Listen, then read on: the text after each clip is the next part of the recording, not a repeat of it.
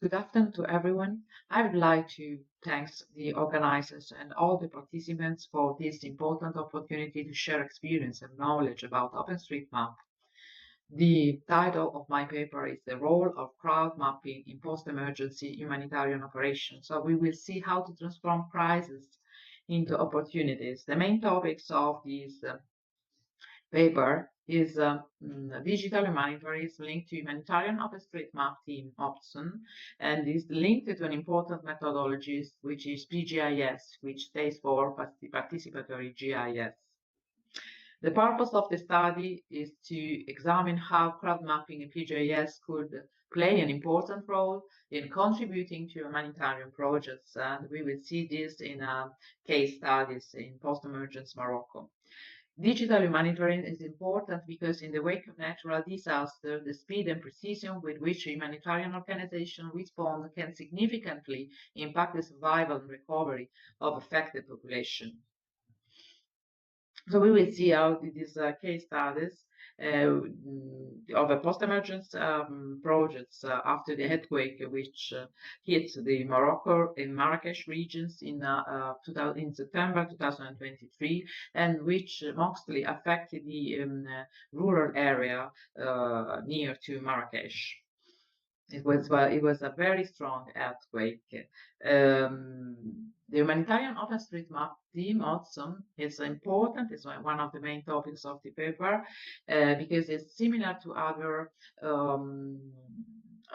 humanitarian communities like Ushaidi that delegate data-related tasks such as collection, production, and mapping to a vast network of non-specialized volunteers, fostering participation in humanitarian efforts. So we can see that from the OpenStreetMap humanitarian task was organized some projects for collecting geodata in the Off-Task Manager platform. And this was organized by the Open Mapping Hub from West and Northern Africa. And PGIS, we already mentioned this methodology, which is a method and technology used to collect and analyze, visualize, and share land use information for participatory planning. The qualitative aspect of GIS can derive from data gathered using qualitative research technique. So this case study is a humanitarian mapping intervention in a post-emergency Moroccan context, and is a part of a PhD research project at the University of Palermo CSTE, Centro di Sostenibilità e Transizione Ecologica, with the social lab expertise from the University of Catania, DISFOR.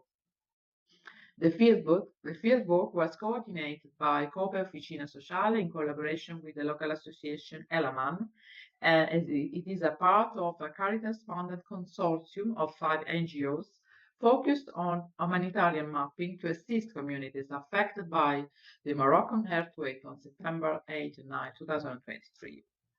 So we have some pictures from this mapping team. The project has some methodologies, some findings, and they are mainly implemented in 3 strategical milestones: share of experience and knowledge of mapping activities and their application in the humanitarian context of reference, which is the phase 1 and 2, geodata elaboration for disaster risk reduction and response, which is the phase 2 and 3, and contribute to the OpenStreetMap community and develop a project outcome using a story map to phase 3, which is still in progress, this phase of the projects. The first step is that also the projects, the project team, the project mapping team organize different mapping activities by mapping different polygons and buildings, limiting territorial areas hit by the earthquake, as a part of an initiative organized by the Open Mapping Hub for Western or Northern Africa. Mapathon was organized in January 2023 in Marrakesh, organized by the Emergency Business Foundation and the Global Diversity Foundation, which worked together to monitor and assess humanitarian effort following earthquakes in the High Atlas region through the Mapathons, which uses the task manager aim to consolidate data and information on earthquake response.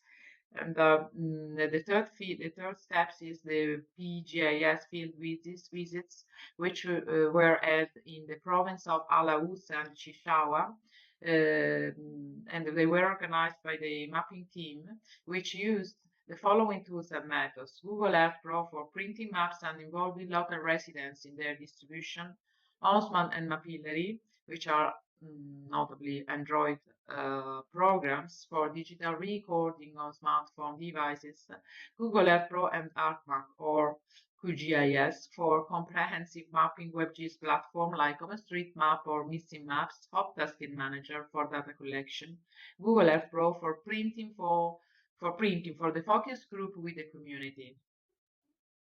The Future Lab were held in collaborative initiative designed to address an innovative solution for challenges, and they were held in 5 different duars, which means small villages within a commune as Sifalmal.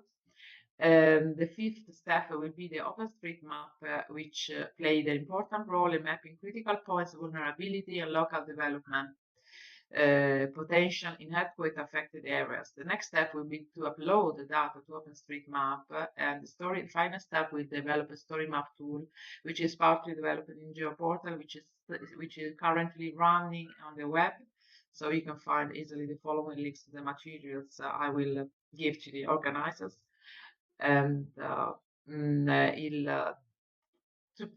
to make some conclusions, we can speak about the integration of addition of geographic knowledge, which supports peer-to-peer engagement and could turn out to be an important source of information for authorities and policy planners about community concerns. The case studies set in a vulnerable North Africa highlights the significant digital divide, emphasize the need to address this disparity and gap.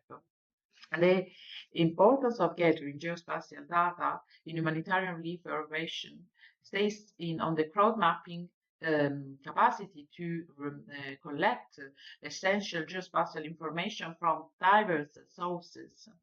And we can, there is the important role that humanitarian mapping can play, facilitating data collection for immediate response and reconstruction planning after the earthquake. There is the response on data collection. Volunteers gather essential geospatial data to identify immediate needs and critical areas in post-earthquake Morocco. And this is important to drive a reconstruction planning, because the collected data serve as a foundation for planning reconstruction efforts, guiding resource allocation efficiently. This can unlock the potential of humanitarian mapping and participatory approach to drive communities' potential to their own recovery and resilience for after disasters.